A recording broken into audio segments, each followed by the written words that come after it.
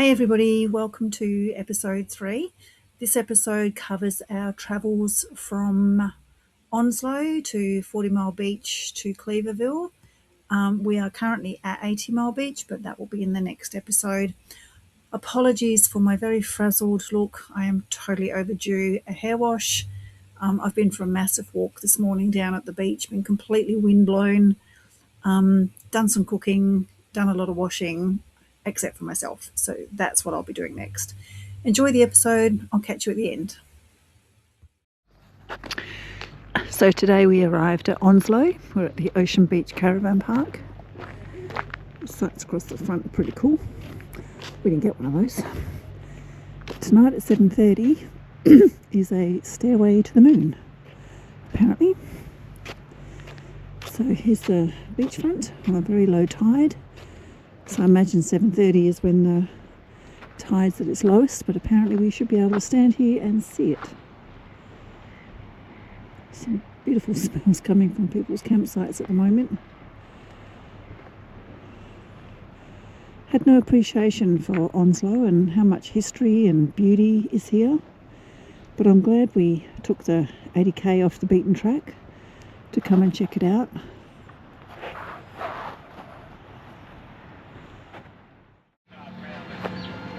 Well, another tough night camping. Watching the footy, got dinner cooking in the Woolstead. Pretty rough. What do you reckon, Bradley? Rough as a duck. Rough as a duck. Don't know how long we'll be able to put up with this for. I just thought we'd come for a walk out the front. It's really weird this morning seeing the sunrise over the ocean. It's a bit windy. But we're going to go for a walk along the boardwalk. It's about 1 kilometre. I've already done it once. When I did it, there happened to be a park run on, so I got swept along. But that was cool. Got a bit of a bonus exercise routine in. Just noticed a lot of temporary fencing's been put up, obviously. Had a lot of washout from Cyclone Narelle. Looks like it did a fair bit of damage there. Lovely Anzac Memorial here. I imagine that coming here at 6 o'clock in the morning sunrise on Anzac Day would be amazing. Standing here looking over at the sunrise and remembering.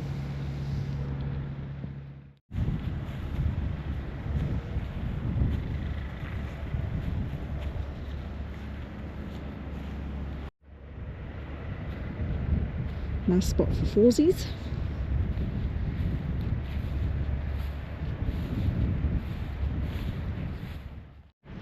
Now this is really helpful because it's very hard to get your head around being somewhere in WA where the sun rises over the ocean.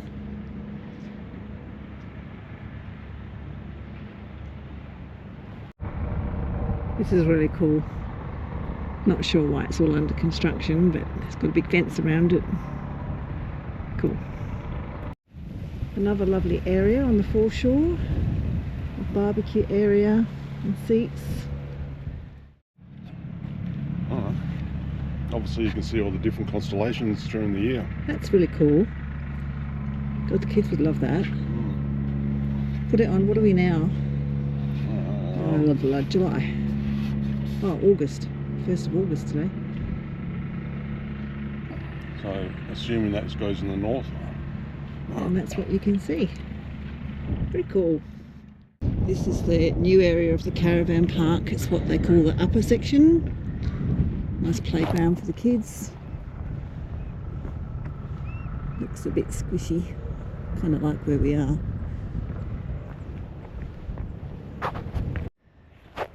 There we go. So during World War II, Onslow was the southernmost town in Australia to be bombed. I think it was by Japan. From a distance, these look like soldiers with firearms, but as we get closer, are weirdly dogs with cameras. Of course. What else would you expect to see? Hmm? Hey buddy, how you doing? What are they looking at? We'll just stop. That. There we go, that's what they're all about. Gilly and Mark were also the artists for the other statue that we saw earlier. The dog and the hare having a cup of tea. And they're looking at the stairway to the moon, which we were lucky enough to see last night. We have arrived at the old Onslow town site and we'll check out what's left.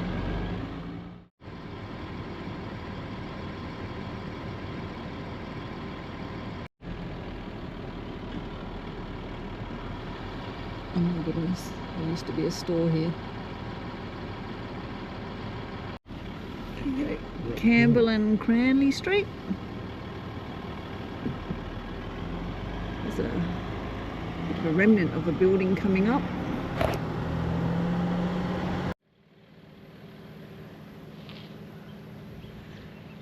Hard to imagine that 100 years ago someone lived here. So obviously this was about old mate that lived here, James Clark, 1855, 1928. And then it shows on here the bricks bearing his initials, which are right there on the ground in front of you. Look at that. Also quite damaged, but you get the gist. What's amazing is that no one's taken them. So they shouldn't. I know they shouldn't, but it's amazing. Yeah. So look, there's more there. Side of the hospital, there's a few little remnants over there. We'll just drive forward, babe. Wow. The river once flowed here, apparently. And we found the boat ramp. Recent crocodile sightings.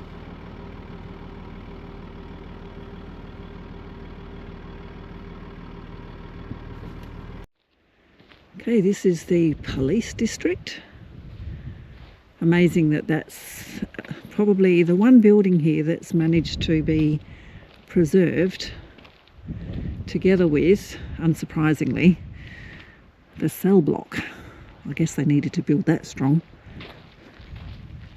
This is the old water tank. The breeze coming through is amazing.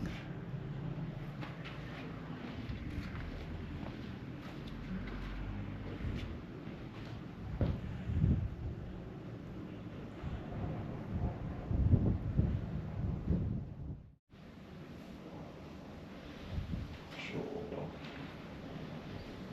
1944.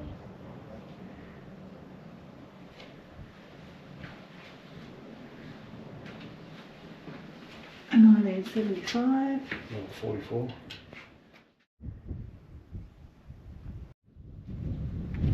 This always makes me so sad. Rosy Grey, aged 4.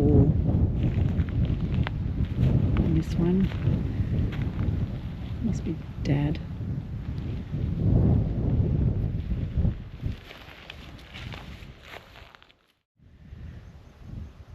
$28, $40. And that made it to 72.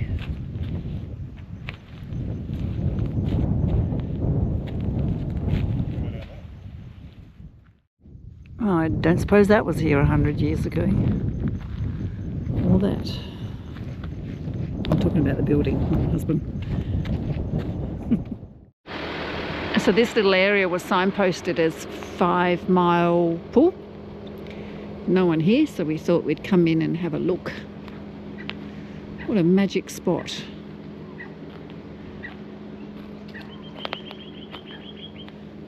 Everything up here is coloured orange. But lovely this time of year because the green grass and the trees. There's a roach and a tree. And a pretty awesome tree.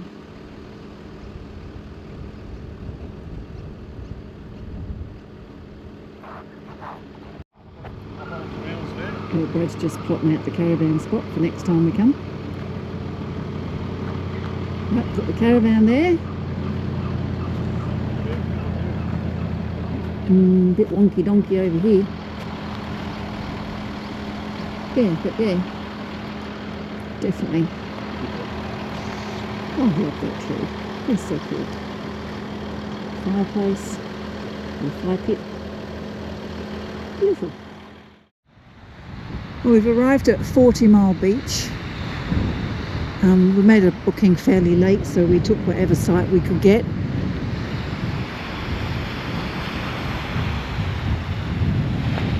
Poor guy's been trying to get his foil up for about half an hour.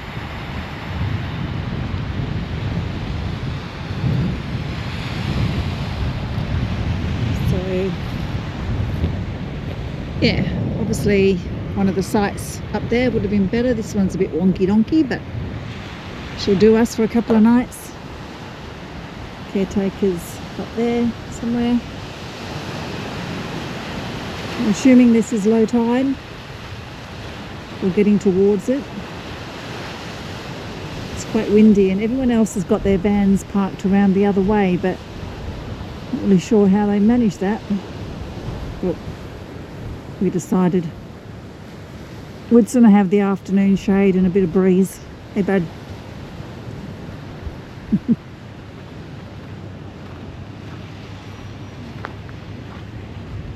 Few people coming in now. Pretty basic camp. There's bins, which is good. So there's probably a dump point somewhere. It's actually really hot when you get away from the bin. Oh, loads of bins. Could that even be a toilet? Oh, there's the dump points. Several dump points.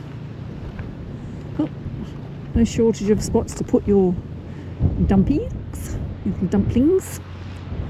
More sites up there, but I think that's just for smaller vehicles. So yeah, not a bad outlook for a few days. I think we're going to get some neighbours. Well, a neighbour.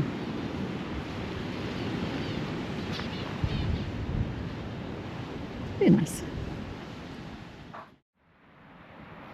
Oh, the tide's dropped even lower. Wind's dropped out a little bit. Fire's going. We're back to dinner on the fire. Cooking on the braai. Cooking on the braai, yeah.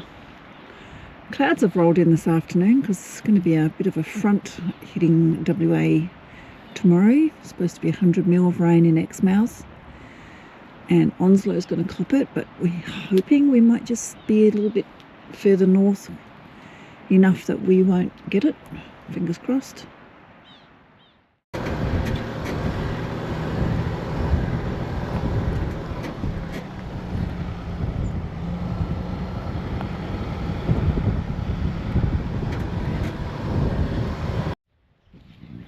After an incredibly bumpy trip out here, we stumbled across this.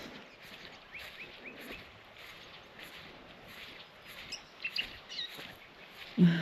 So the only noise is the sound of the ocean in the background and the birds. Wow.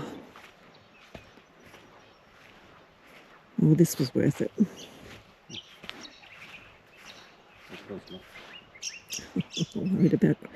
Brad's worried about crocodiles. Look at the high tide mark.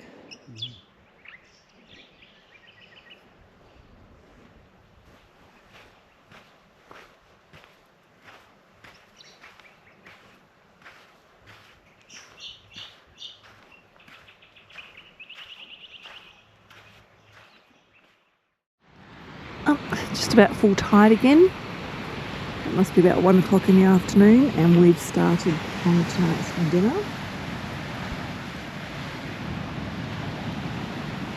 tried this once before, but we did it too hot, too fast. So we're trying to do a slower cook this time. Looks to be going okay.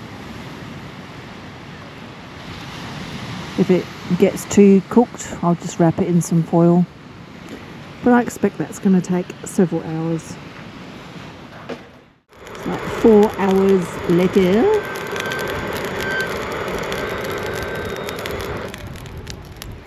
I'm going to get this cranking now. I think the internal's good. Yeah. Just got to get that crackling. For dinner at 6. Ish. Well, that was the end of our 2-night stay at 40 Mile Beach, which we thought was pretty incredible. Our next few nights was at a place called Cleaverville, which is about 30 k's on the north side of Karratha, and that was just amazing. Check it out. Just waking up at Cleaverville, 6:45. Dolphin swimming. Sun's just come up.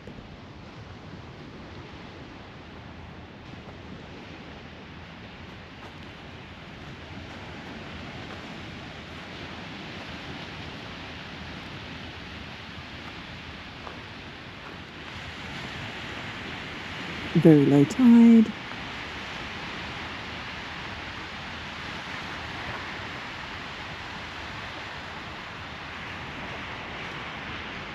These are campsites, 89 to 98 across the front.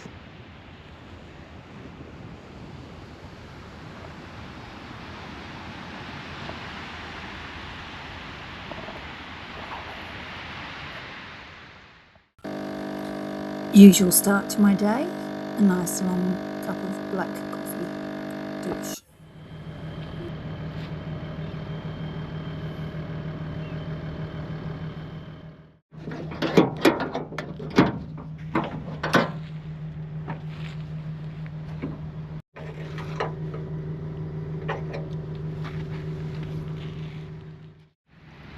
And this is the unofficial boat ramp at Cleaverville.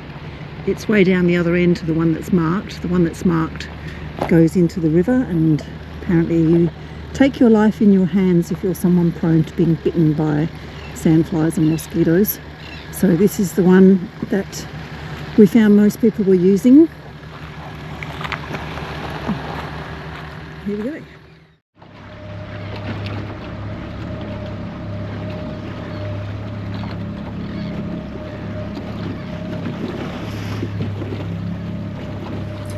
Unfortunately, the fish weren't biting on this day, and that was the same for everybody, even though they had been catching fish the day before in the same spot, so we called it a day.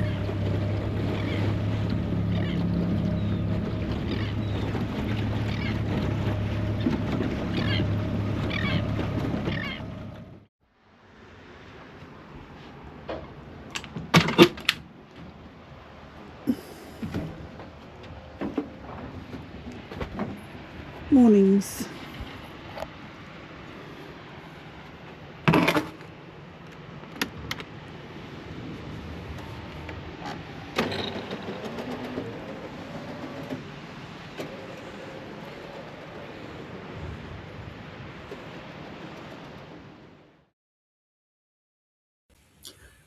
I'm 3 weeks down and I'm still managing to keep my exercise routine going, barely.